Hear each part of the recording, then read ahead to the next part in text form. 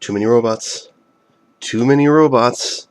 Too many robots. You know what that means? It's time for more Transformer review-offs. Today I'm going to do something a little bit different. Rather than going with two completely different toys or two toys from the same line, I'm going to do two toys of the same figure. So without further ado, say hello to G1 Perceptor and reveal the Shield Perceptor. Now, as you probably noticed when I held him up, I broke my G1 Perceptor getting him out of the box to do this video.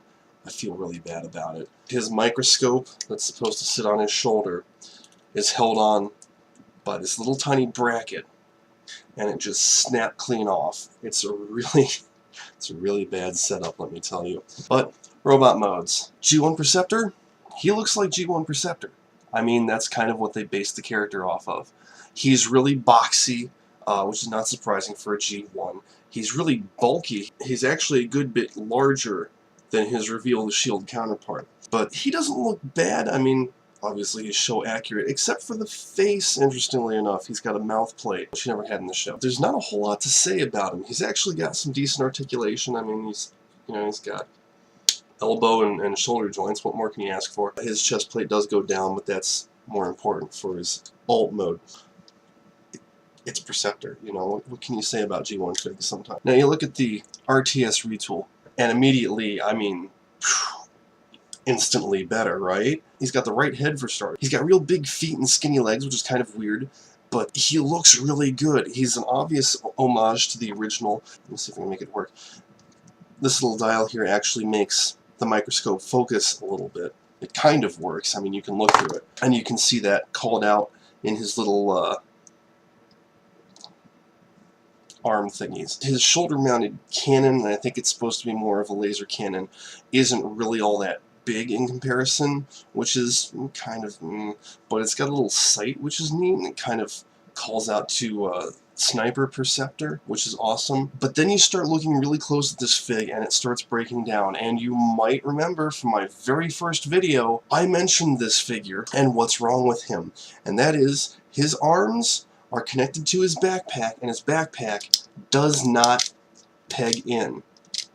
So I cannot get his arms to be in the position that they're supposed to be in, and that's assuming that I even know what position they're supposed to be in the first place. So unfortunately, unless I'm holding him together, they do that, and there's nothing I can do about it. There really isn't. I think it's possibly a manufacturing flaw. It could just be my toy. There is supposed to be a little thing that pegs this together, but even if you do that, his shoulder cannot even go up to where it's supposed to be. I don't know what's wrong with this.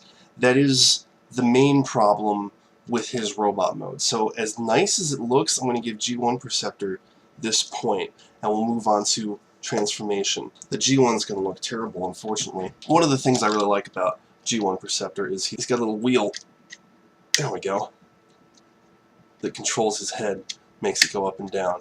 That's pretty neat. And of course, G1 Perceptor has two alt modes, technically, but he just kind of transforms into a pile of boxes, really. You know, it's like, who's to say what's his alt mode and what isn't? But I'm going to go with microscope mode right now. Pull that down. It's awesome because there's actually a little mirror here, and then you have the sample tray coming out of his chest, and then of course the microscope's supposed to go up there. It's pretty simple. This one's really stiff, but it's not bad. I mean, it's a G1 transformation. What do you want? RTS Perceptor. Of course, being a modern toy, he's significantly more complicated, but also being a heartbreaking pile of shit, he's really complicated and really frustrating, and I'm going to be lucky if I can actually do this. There are a lot of different things that you can actually end up doing to get him into his alt mode. Some of them look slightly better than others. Going to robot mode, it's a little less difficult, but then of course you have the whole problem with his arms. But like, I don't know what to do with his feet, like actually do with his feet.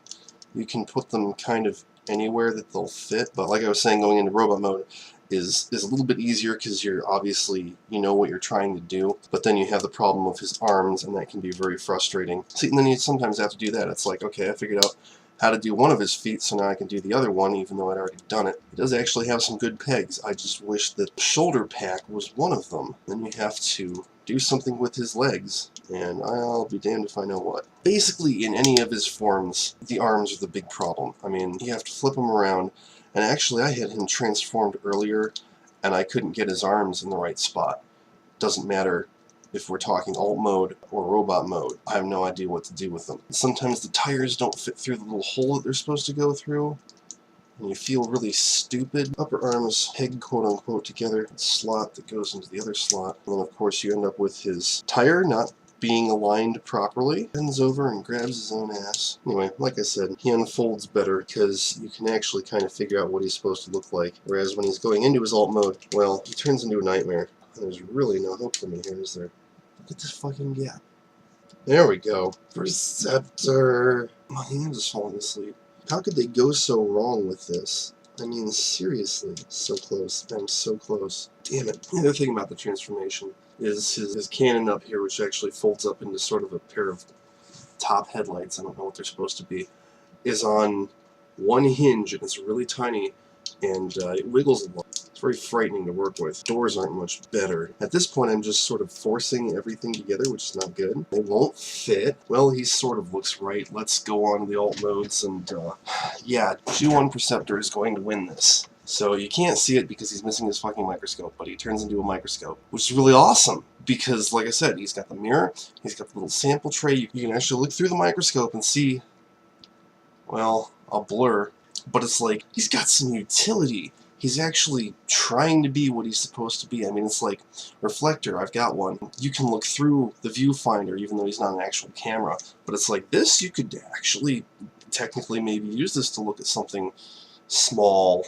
Maybe when you're a kid, it's you know, you're a lot easier to entertain. He does have a third mode, which is kind of doofy. To get to that, you just sort of reverse his legs, and you notice he's got a wheel on his butt. So you take and lay everything down. He turns into a robot who is laying down. I think you put the mirror down, you lift that up for some reason, and then you would have this on the front as a cannon, and he becomes a tank because he's got obvious tank treads. It's like, well, I don't know what that's supposed to be. Then again, RTS Perceptor turns into an SUV with tank treads. What? I don't know where they came up with this. The one thing I do like about this alt mode is that you can unwrap his cannon and have him, you know, in assault mode or something like that. It's kind of neat. It's also not real, whatever it is. The whole robots in disguise thing, he must have missed the memo.